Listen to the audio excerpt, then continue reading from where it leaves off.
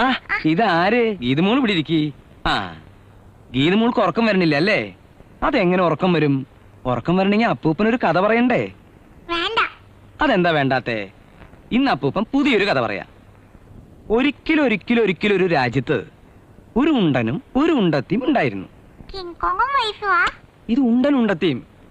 അങ്ങനെ ഇരിക്കുമ്പോ ഒരു ദിവസം കാലത്ത് കൃത്യം 7 മണിക്ക് അവർക്ക് നെയ്യപ്പം തിന്നണമെന്നൊരു മോഹം.